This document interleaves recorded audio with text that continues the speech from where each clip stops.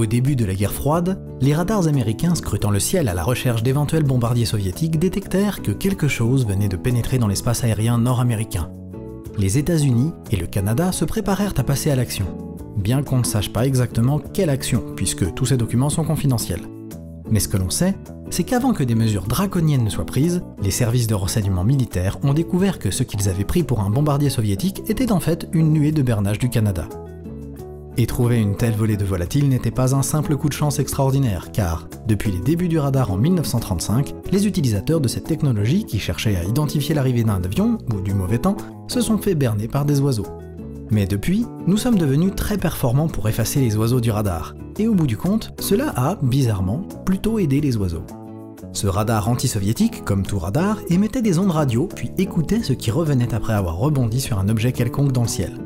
Mais il ne servait qu'à nous dire qu'il y avait quelque chose là-haut. Il ne pouvait pas nous dire quoi que ce soit à propos de cette chose.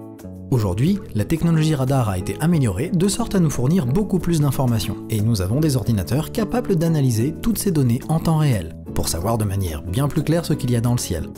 Par exemple, nous avons amélioré les radars pour détecter les décalages en fréquence des ondes, ce qui nous a permis de mesurer la vitesse d'objets que nous détections dans le ciel, exactement comme les radars utilisés par la police pour intercepter les excès de vitesse.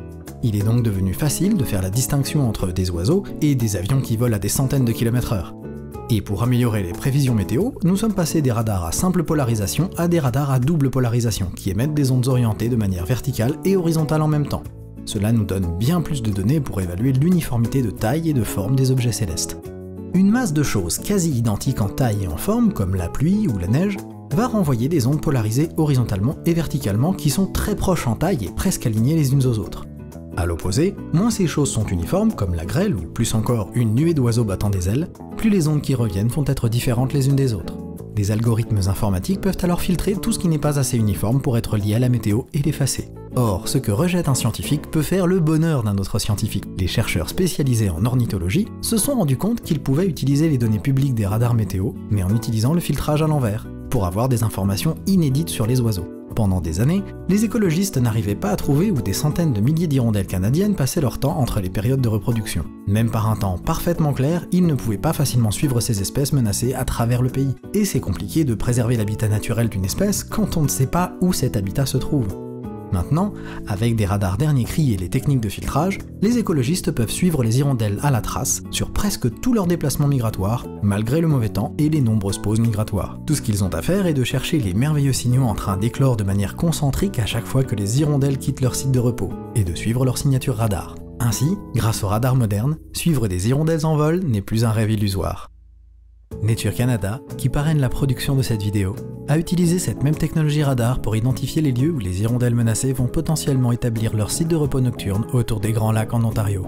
Localiser ces sites peut encore être difficile, mais là où les données radar sont de bonne qualité, les scientifiques et les partenaires locaux de Nature Canada peuvent lancer des travaux de recherche sur le terrain pour confirmer les sites où les oiseaux se posent, aller y dénombrer les espèces d'hirondelles et déterminer les meilleures façons de les protéger. Nature Canada aide à la sauvegarde des oiseaux et d'autres animaux sauvages depuis plus de 80 ans grâce à la préservation, l'éducation et des pressions politiques. Pour que la nature ait ses chances, Nature Canada nous explique qu'il faut protéger au moins 30% des terres et des océans autour du monde d'ici l'an 2030. Pour découvrir comment vous pouvez aider à atteindre ces 30% d'ici 2030, allez sur naturecanada.ca. Merci Nature Canada.